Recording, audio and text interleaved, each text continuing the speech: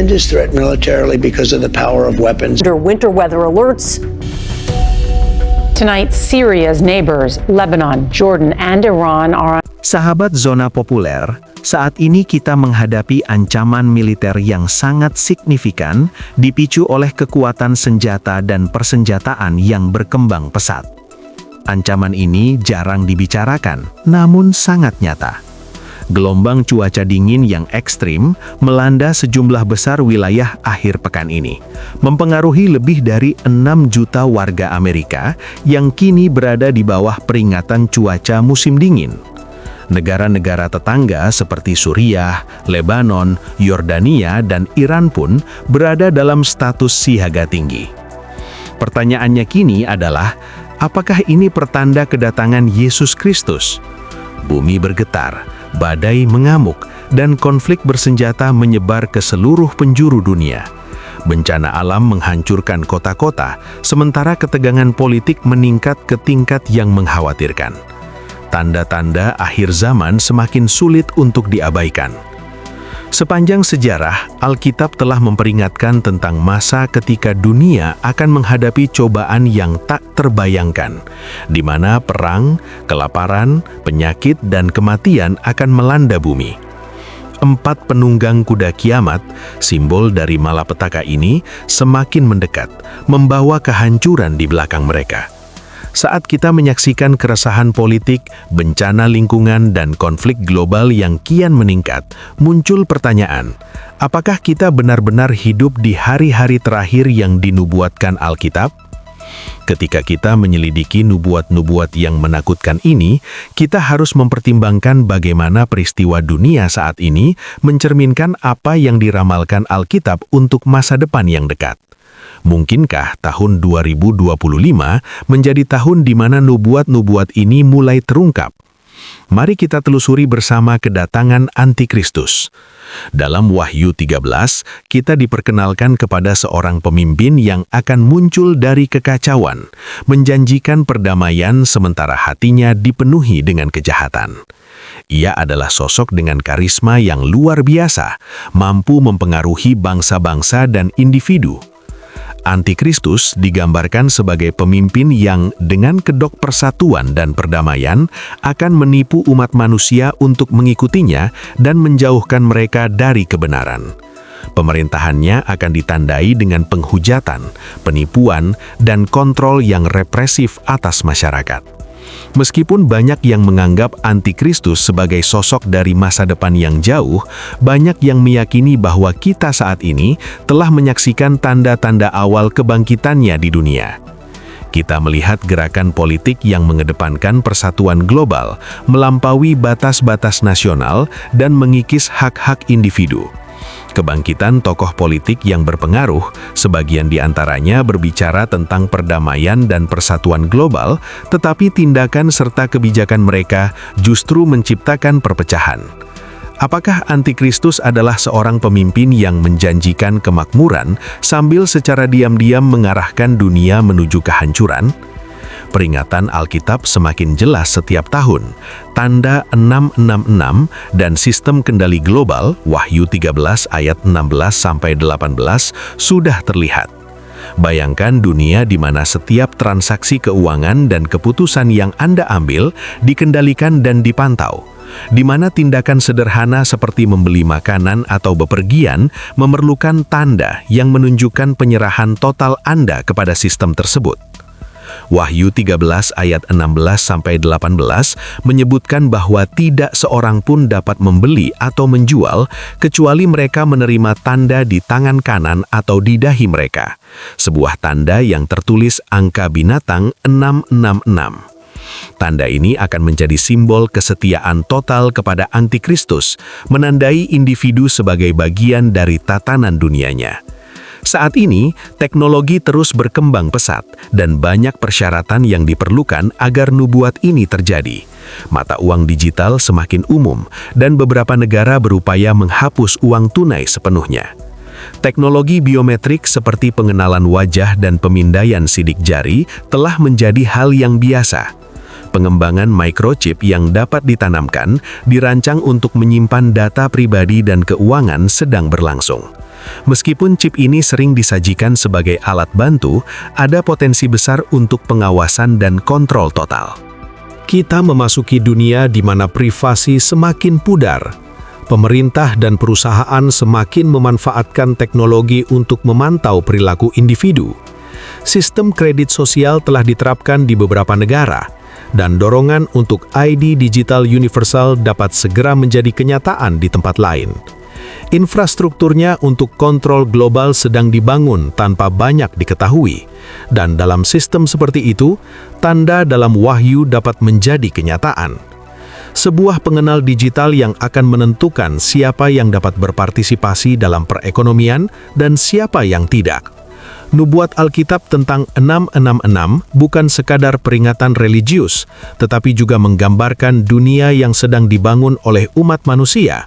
Sebuah dunia di mana satu entitas memiliki kekuatan untuk memutuskan akses terhadap sumber daya dan di mana loyalitas kepada entitas tersebut menjadi masalah kelangsungan hidup. Waktu untuk damai telah berakhir. Bangsa-bangsa berkumpul di Timur Tengah dan tentara dunia berkumpul di Israel. Tanah perjanjian Allah kini menjadi medan pertempuran untuk konfrontasi terakhir antara kebaikan dan kejahatan di lembah Megido. Kekuatan terang dan gelap akan bertabrakan dalam pertarungan apokaliptik. Dalam Wahyu 16:16, kita membaca tentang berkumpulnya bangsa-bangsa di Armageddon, pertempuran terakhir yang akan menentukan nasib umat manusia. Tempat ini, yang dikenal sebagai Lembah Megido, telah menjadi lokasi banyak pertempuran kuno. Namun dalam Alkitab, tempat ini melambangkan konfrontasi dahsyat terakhir. Kitab suci memberitahukan kita bahwa raja-raja bumi akan berkumpul di sana, dipimpin oleh Antikristus untuk berperang melawan tentara surga dan orang-orang yang beriman. Signifikansi nubuat ini tidak bisa diabaikan, terutama mengingat ketegangan politik dan militer yang mengelilingi Israel. Timur Tengah selalu menjadi sarang konflik, namun dalam beberapa tahun terakhir, situasi semakin memburuk. Persaingan antar bangsa dan perpecahan agama seputar Yerusalem semakin intensif. Alkitab telah lama menubuatkan bahwa Israel akan menjadi pusat konflik terakhir dunia.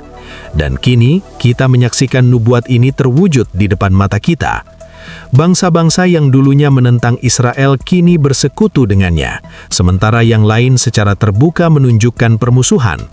Kekuatan super global terus campur tangan dalam nasib Tanah Suci.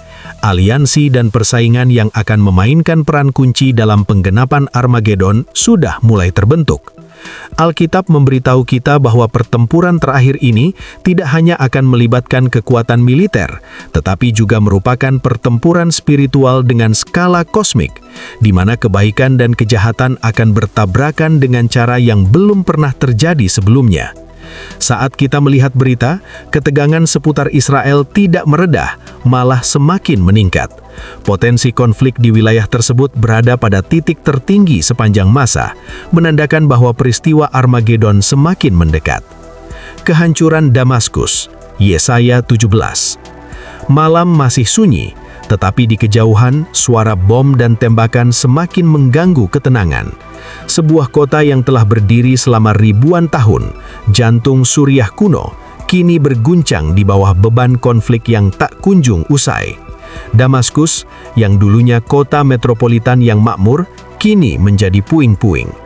Nubuat Yesaya yang diucapkan ribuan tahun lalu tampaknya mulai menjadi nyata secara eviden. Yesaya 17 menggambarkan nubuat yang mengerikan. Damaskus tidak akan lagi menjadi kota, tetapi hanya akan menjadi tumpukan reruntuhan.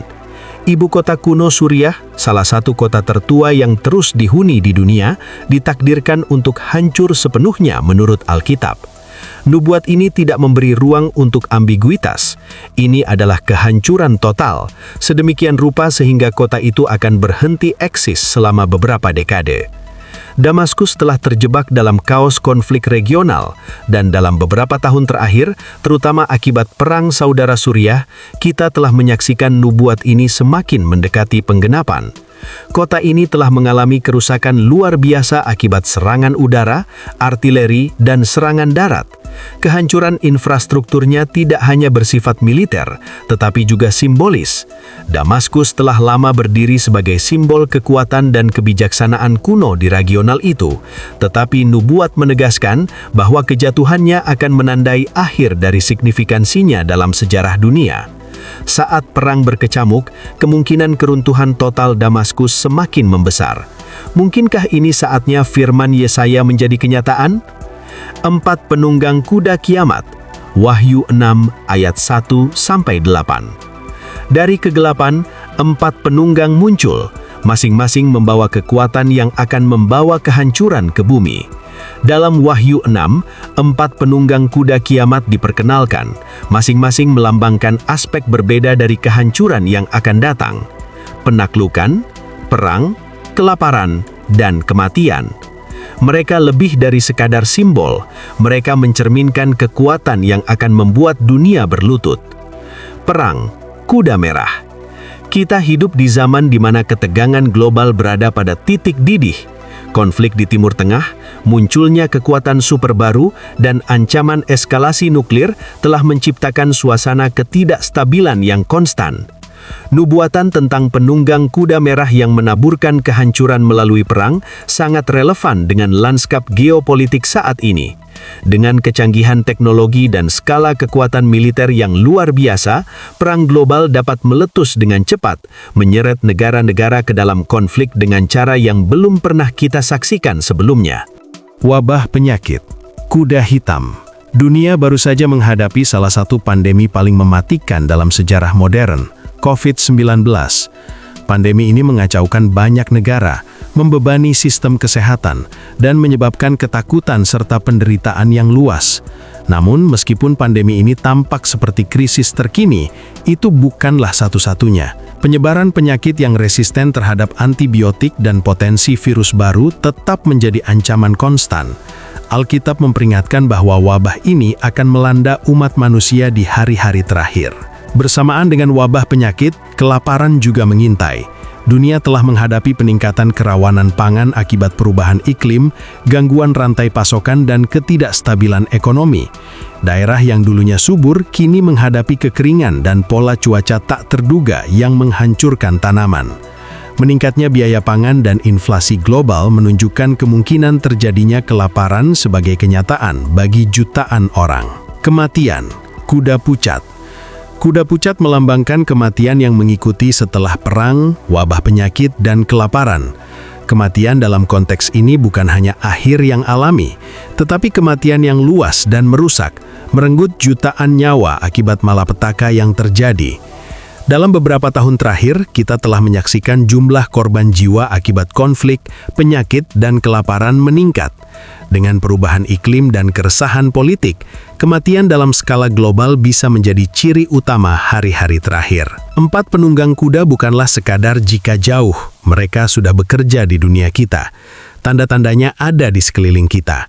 Pertanyaannya adalah, berapa lama lagi hingga amarah penuh mereka dilepaskan?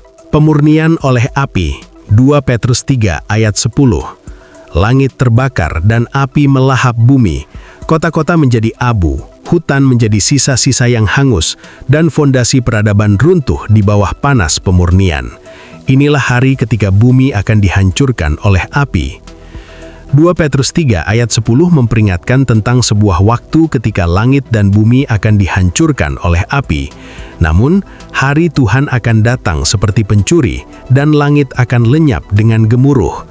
Unsur-unsur akan hancur oleh api, dan bumi serta segala sesuatu yang ada di dalamnya akan tersingkap. Penghancuran dengan api ini sering diartikan sebagai penghakiman terakhir dunia, di mana semua yang korup dan jahat akan dimusnahkan dalam api pemurnian. Saat ini, kita menghadapi berbagai potensi sumber kehancuran. Ancaman perang nuklir selalu ada, terutama dengan meningkatnya ketegangan antara negara-negara bersenjata nuklir. Satu kesalahan perhitungan atau tindakan agresif dapat memicu bencana global yang mungkin memenuhi nubuat tentang api. Namun, senjata nuklir bukanlah satu-satunya bahaya. Perubahan iklim juga meningkat secara signifikan, memicu risiko kehancuran global. Kebakaran hutan yang ekstrim, Kekeringan dan kenaikan suhu sudah mengakibatkan kerusakan di sebagian dunia, dan para ilmuwan memperingatkan bahwa kita mungkin berada di ambang kerusakan yang tidak dapat dipulihkan pada ekosistem bumi. Dalam pengertian ini, pemurnian oleh api mungkin bukan hanya visi simbolis, tetapi juga dapat menjadi kenyataan yang menyakiti umat manusia. Kejatuhan Babel modern, Wahyu 18. Akibat pengabaian lingkungan dan kekuatan teknologi yang tak terkendali, kita melihat kejatuhan Babel modern. Kota besar yang melambangkan kekayaan, dekadensi, dan kemerosotan moral runtuh di hadapan murka Allah. Para pedagang yang dulunya kaya dan sombong meratap ketika kerajaan keserakahan dan kelebihan mereka hancur. Babel, baik sebagai kota literal maupun simbolis, jatuh dalam sekejap, membawa serta sistem ekonomi dan moral yang pernah menyatukan dunia. Dalam Wahyu 18, Alkitab menggambarkan kejatuhan Babel yang mewakili lebih dari sekedar tempat. Ia melambangkan sistem kekuasaan, kekayaan, dan korupsi moral. Dalam istilah Alkitab, Babel berdiri sebagai peringatan akan bahaya kemewahan yang berlebihan, penyembahan berhala, dan eksploitasi terhadap kaum miskin. Kota ini dibangun di atas penderitaan orang lain, menjanjikan rasa aman palsu dengan kemakmuran dan kesenangan. Saat kita mengamati dunia saat ini, sulit untuk tidak melihat persamaannya. Dunia modern telah membangun Babelnya sendiri, sebuah sistem keuangan global yang seringkali memprioritaskan kekayaan di atas kesejahteraan manusia. Pengejaran konsumerisme yang tak ada habisnya, penyembahan uang, dan kemerosotan moral yang mengikutinya mengarahkan kita pada masyarakat yang mencerminkan penggambaran Babel dalam Alkitab. Kita melihat ketidaksetaraan yang semakin meningkat, jurang yang semakin lebar antara yang kaya dan yang miskin, dan budaya yang semakin mentoleransi kemaksiatan atas nama kemajuan. Alkitab memperingatkan bahwa di hari-hari terakhir, sistem ini akan runtuh. Wahyu 18 menggambarkan ratapan para pedagang yang mendapatkan keuntungan dari kelebihan Babel saat mereka menyaksikan kejatuhan mendadak dan tak terbalikkan dari kota ini. Apakah ini mencerminkan keruntuhan keuangan secara harfiah atau simbolis dari nilai-nilai budaya modern? Jelas bahwa sistem kekayaan dan kekuasaan global kita sangat rapuh. Mungkinkah kita berada di ambang menyaksikan kejatuhan Babel kita sendiri? Pembangunan kembali Bait Suci ketiga di Yerusalem. Dunia saat ini menyaksikan derek konstruksi menjulang di atas Yerusalem, tempat di mana Bait Suci Salomo yang megah dulunya berdiri. Bukit Bait Suci sekali lagi menjadi pusat tegangan agama dan politik, dan kemungkinan pembangunan kembali Bait Suci ketiga tampak semakin besar. Salah satu nubuat paling signifikan tentang akhir zaman adalah pembangunan kembali Bait Suci ketiga di Yerusalem. Dalam nubuat Alkitab, Bait Suci dianggap sebagai tempat tersuci bagi umat Yahudi. Dalam Matius 24 ayat 15, Yesus merujuk kepada kekejian yang mendatangkan kehancuran yang berdiri di tempat kudus, sebuah rujukan terhadap peristiwa yang akan terjadi di Bait Suci selama hari-hari terakhir. Bait Suci telah lama menjadi simbol kehadiran Allah di bumi. Tetapi sejak kehancurannya pada tahun 70 Masehi, umat Yahudi telah menantikan kembalinya Bait Suci. Dalam beberapa tahun terakhir, diskusi mengenai pembangunan kembali Bait Suci ketiga semakin mendapatkan momentum. Kelompok-kelompok agama dan politisi di Israel kini semakin fokus pada pemulihan Bait Suci, dan beberapa percaya bahwa pembangunannya adalah peristiwa kunci yang akan menandai kembalinya Mesias. Pembangunan kembali Bait Suci juga sangat signifikan dalam konteks konflik yang sedang berlangsung di Timur Tengah. Bukit Bait Suci yang saat ini menjadi rumah bagi kubah batu dan Masjid Al-Aqsa adalah salah satu situs keagamaan yang paling diperebutkan di dunia. Setiap upaya untuk membangun kembali Bait Suci dapat memicu kekerasan luar biasa karena dapat mengancam situs-situs suci Islam. Konflik yang terus berlanjut atas Bait Suci ini dapat menjadi tanda bahwa persiapan akhir zaman sedang berlangsung. Pembangunan kembali Bait Suci ketiga di Yerusalem akan menandai penggenapan nubuat Alkitab yang signifikan. Itu menandakan kedekatan Mesias dan rencana Allah bagi umatnya. Kedatangan kembali Yesus Kristus. Matius 24 ayat 30 menyatakan, Awan-awan terbelah, dan dari langit tampaklah seorang manusia yang bercahaya dengan kemuliaan, turun dengan kuasa dan keagungan. Itulah Yesus Kristus yang kembali ke bumi, sesuai dengan nubuat kitab suci. Dunia akan menyaksikan dengan kagum, dan setiap lutut akan berlutut di hadapannya. Nubuat terakhir yang kita renungkan adalah kedatangan kembali Yesus Kristus, seperti yang diungkapkan dalam Matius 24 ayat 30. Yesus sendiri berkata kepada murid-muridnya bahwa pada waktu itu tanda Anak Manusia akan tampak di langit dan semua bangsa di bumi akan meratap. Mereka akan melihat Anak Manusia datang di atas awan-awan langit dengan kuasa dan kemuliaan yang besar. Kedatangan kembali Kristus adalah penggenapan tertinggi janji-janji Allah kepada umatnya. Peristiwa ini akan menandai puncak zaman, membawa serta penghakiman terakhir dan pendirian kerajaan Allah yang kekal. Bagi orang Kristen, ini bukan sekedar harapan masa depan, tetapi juga harapan yang menopang kita melalui cobaan dan kesengsaraan. Namun tanda-tanda yang Yesus berikan menunjukkan munculnya nabi-nabi palsu, meningkatnya kejahatan, perang dan bencana alam. Semua ini ada di hadapan kita saat dunia terus terjerumus dalam kekacauan. Kedatangan kembali Kristus bukan hanya sebuah peristiwa di masa depan yang jauh, tetapi menjadi kemungkinan yang sangat nyata. Ini adalah harapan utama bagi orang Kristen, saat ketika segala sesuatu akan diperbaiki, keadilan ditegakkan, dan penderitaan dunia akhirnya akan berakhir.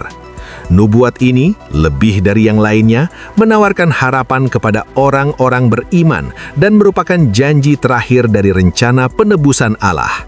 Saat kita melihat tanda-tanda yang terungkap di dunia saat ini, jelas bahwa nubuat-nubuat Alkitab bukan hanya prediksi kuno, tetapi juga peringatan, janji, dan kenyataan yang menunggu untuk terungkap. 10 nubuat yang telah kita bahas, kemunculan antikristus, tanda binatang buas, Armageddon, kehancuran Damsyik, dan kedatangan Kristus, semuanya mengarah pada suatu waktu yang mungkin lebih dekat dari yang kita duga. Dunia berubah dengan cepat, dan prediksi Alkitab tentang akhir zaman mulai terlihat seperti peta jalan daripada sekedar alegori. Kita mungkin tidak mengetahui hari atau jam pastinya, tetapi tanda-tandanya jelas. Pertanyaannya tetap, apakah kita siap untuk apa yang akan datang? Alkitab memperingatkan kita untuk waspada, mempersiapkan hati, dan hidup dengan rasa urgensi, mengetahui bahwa kedatangan Kristus dapat terjadi kapan saja.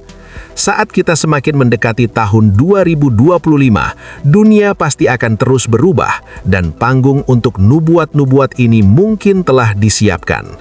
Sahabat Zona Populer, menurut Anda, nubuat mana yang paling mungkin terjadi dalam waktu dekat? Jika pesan ini berguna bagi Anda, sukailah, bagikan, dan berlangganan untuk tetap mendapatkan informasi terbaru tentang diskusi lainnya.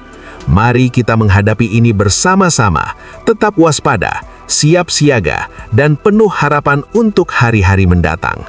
Sekian dari kami, sahabat Zona Populer. Terima kasih.